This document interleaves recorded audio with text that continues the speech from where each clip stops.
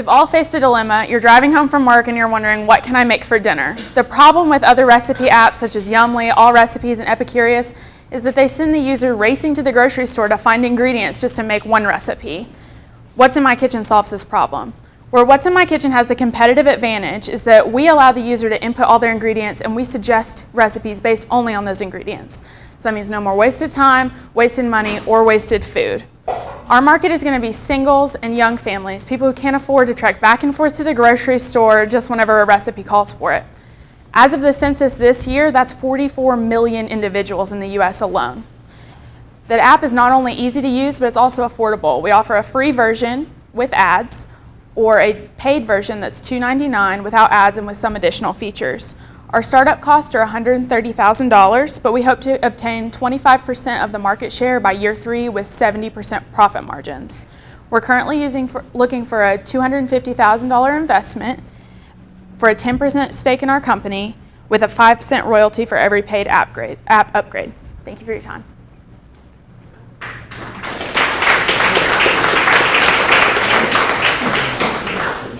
does this work on the back end? Do you have an algorithm for people's food in the pantry to put together, or is there somebody on the other end that's basically deciding? Well, what the user would do originally is they would scan the barcode on an app just like other apps do, where you can scan a barcode and it automatically put that information in there. What we're doing is the controlled search. So just like you would do a search on Google where you can control it to have so many things, we're controlled searching for all of those, or all or none of those ingredients. So it won't send them, it will only suggest the ingredients with the stuff that they already have. So you're going out and searching other sites for recipes? Because all the recipes are already out there. They're already free. The problem is finding the time to go through all of them. That's where we're solving the problem for the user. As far as back-end hosting services, we've actually contacted a company that's all they do. They're called Kinvy.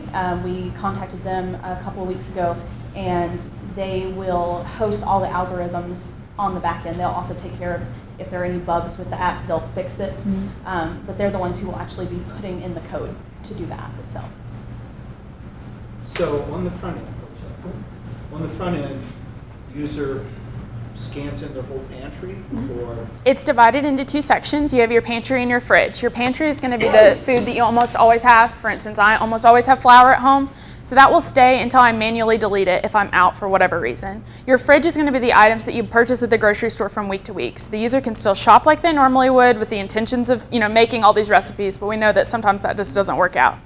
And those will delete at the user's preference. So I would set mine to 1 week because that's how often I go to the grocery store. But if you go to a big box store like Sam's, you can set it to 2 weeks or even 3 weeks with those ingredients, and they'll expire at that predetermined time. Does your app have the ability to scan store receipts and pull that data in? It will, yes. Okay. We're doing something like that. We're also working with GPS location, like geolocation services, so that when the user is running out of an ingredient, so like Coralie said, she almost always has flour, but if for some reason the app recognizes, okay, you're getting low on flour, it will say, okay, here are all the grocery stores in your area, here's the one with the lowest price for that flour. Okay. And branching off of that, we'll also be able to connect to those in-store recipe sections. Like I know Publix has a featured recipe of the week. We'll be able to connect with those and pop them up if the user has all those ingredients or just is missing a couple items. What about sort of backwards? Like, I'm in the store and I see an interesting looking ingredient. Scan that, give me recipes. That would go with that. Well, that's actually how you would do your shopping. If you had the app, you would put in all your pantry ingredients on the front end, but every time you go shopping, you would have a groceries list on the app, you would scan it and it would mark it off. But what I believe that what would be something you would be interested in is you can favorite recipes just like any other recipe app. Like there's recipes I'm not necessarily going to cook this week, but they're my favorites. And it will sort those recipes automatically by the number of shared ingredients. So later on down the road, if you have several recipes that are having similar ingredients, you can purchase them all at one time, save your money by buying in bulk, and being able to make all those recipes. How is this app different from myfridgefood.com? Well, myfridgefood.com actually only allows you to search by one ingredient, whereas What's in My Kitchen will allow you to search by multiple ingredients. So if you have, say, ground beef,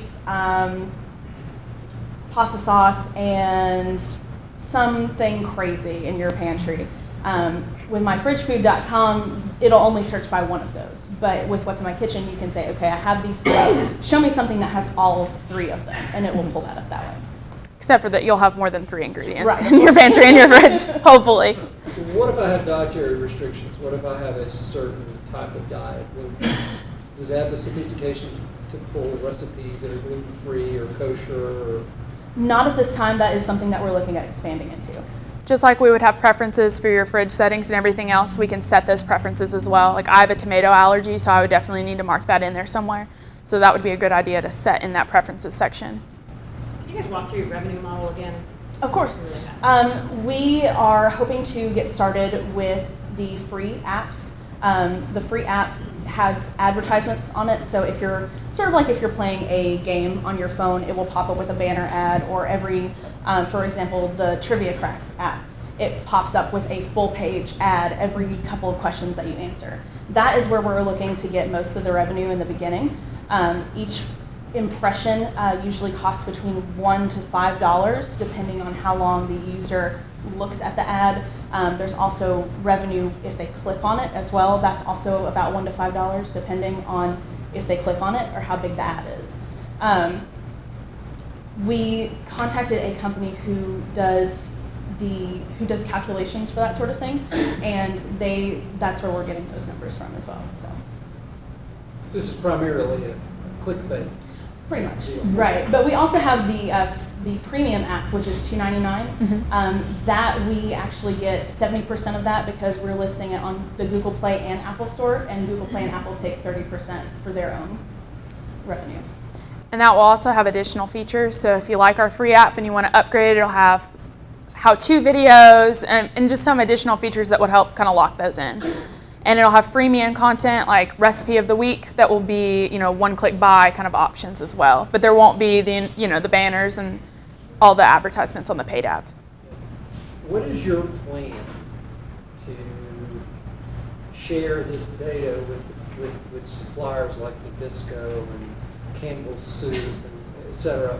Because this is very valuable data. Mm-hmm. These companies would really like to know what I have in my kitchen. Right. In particular. So what is your plan to sell or share that data, and are there any privacy concerns? The privacy, as far as privacy concerns, we have looked into a model sort of like how Facebook does, where you can click where, you go around the internet and you click on things that you like, and then the ads will pop up on your Facebook search bar. We're looking into something like that. Where they allow Facebook to post on your behalf, or allow whatever like if I liked Pinterest, it will ask, will you allow them to share things on your timeline and that sort of thing. That's how we're. Say you want to really look at your budget a little bit. Seen it a lot. There's a real sort of, I've got to build the traffic to the website before the ad exchange is going to pay anything.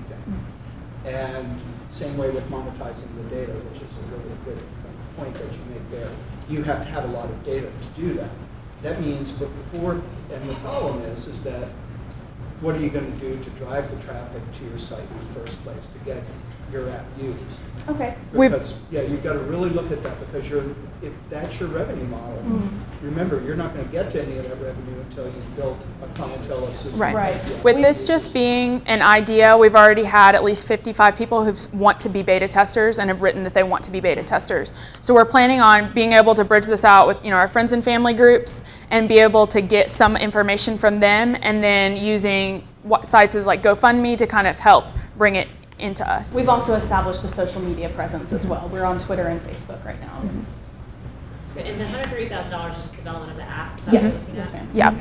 Otherwise, that's all profit for you guys after that? No, after the $130,000, that $250,000 that we are asking for, that's actually going to go into advertising. But you could use advertising. Where are you guys getting the $130,000? The $130,000 is the quote from Kinby that we got for the building and the first year of the app. They said it was going to take something like 303 days to get the app and going, and I want to shop that around. 303 days per year, so I see. Yes. Right. Yes. That $130,000 is just for the building of the app itself. After that, anything left over from that 250 that we were looking for, that's actually going to go into advertising. We've thought about partnering with food bloggers, chefs. Food Network is based out of Atlanta. Sending them an email asking if that's something that we could partner with them. Things like Can that. I ask what, you guys are really young, and I love this whole idea because I'm a very busy mom. Right. Often looks at my parents and goes, what? Yeah. Exactly what is this for? So what was your pain point for this? What made you all develop this as students? Okay, well, I cook dinner for my brother a couple times whenever my parents are out at meetings or whatever, and he has no idea how to cook at all. So he's constantly texting me like, hey, what's for dinner? And I'm trying to think what I can remember that they have so I don't have to stop, because I work at a doctor's office during the week. I get off a little bit later, so I'm just trying to have to not stop. So that's really where it became evident. And then actually for Professor Roundy's class, we had an elevator pitch kind of competition in his class, and that she signed up for the idea, and so that's where we've begun getting really passionate about it. Right, and also, my personal experience as well. I don't cook as much as my husband does, but we do tend to buy things that we already have, and then the things that we already have expire, which is wasted food, wasted money. So. Or I'll get real adventurous and want to try a new recipe, and then by the time I find something else to use, the whole package of basil that I had to use, it's already expired. So. I think it's a wonderful idea. Thank you. Thank you. Kudos.